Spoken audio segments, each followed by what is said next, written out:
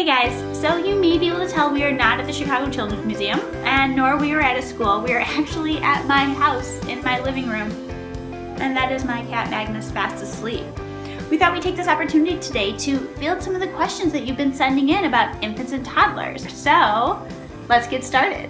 Why is my child always sticking things in their mouth? And is actually completely developmentally appropriate.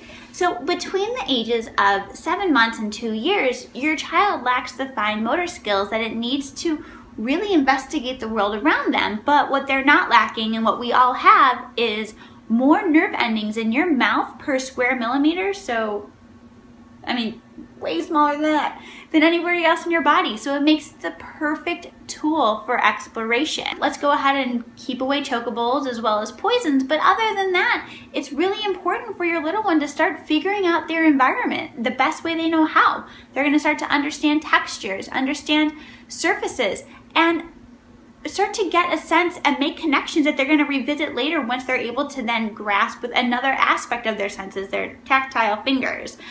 It's kind of gross, but think of it as just investigating the world one lick at a time. So another question I get a lot is, why is my child obsessed with water? And not just in the bathtub, but with the sink and taking the sippy cup and dumping it just to slowly watch it drip. And it's not to aggravate you. They're actually conducting experiments. Water is an amazing element if you think about it. And it has sound, it has a feel to it.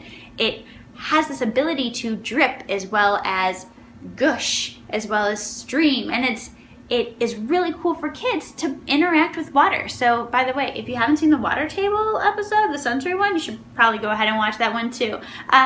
Anyways, the thing is, when they're in the bathroom or they're at the restroom or they're in the kitchen, anywhere that has a sink, take a moment and picture what's going on.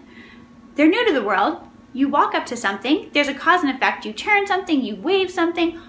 All that they know is that water dispenses and then disappears into a drain. Magical. Think about if you were to come home and there was this sink and then you waved your hand and then cupcakes came out and then disappeared. It would blow your mind. That's no different for them. They've only been around the world for a couple of months. It's fascinating. Another question I get a lot at the museum is, how come my kid's not crawling? Or when should my child crawl? Or how come his crawl looks way different than her crawl?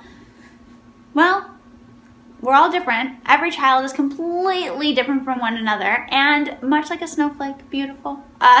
Anyways, so the thing is, between 6 months and 10 months is usually when a toddler will start crawling.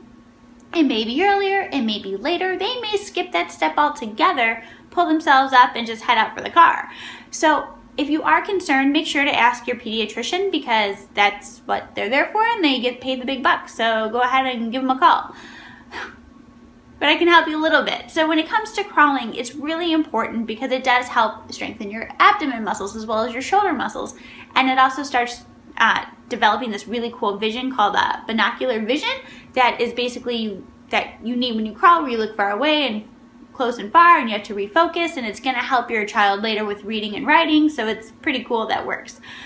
The thing is too, I think there's over 25 different kind of observed crawls. You have the classic crawl, you got that awesome standard 8 kind of crawl, which is my personal favorite. You got scooting, you have shifting, you have dragging. There's lots of different kinds of crawls. The thing is, what's important is that your child is mobile. They're able to explore the world, and they're gonna start working on those skills of independence and separation that are needed. So if you are concerned, make sure to ask your pediatrician, but other than that, just enjoy. And keep in mind, it's only going to last a moment, and then they're going to walk, and then they're going to go to school.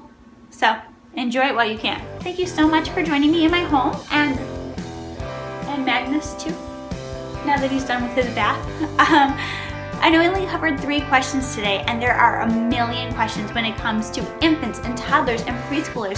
Send them my way. I love discussing them. I love talking to people about them. So if you have some questions, go ahead and put them in the comments below.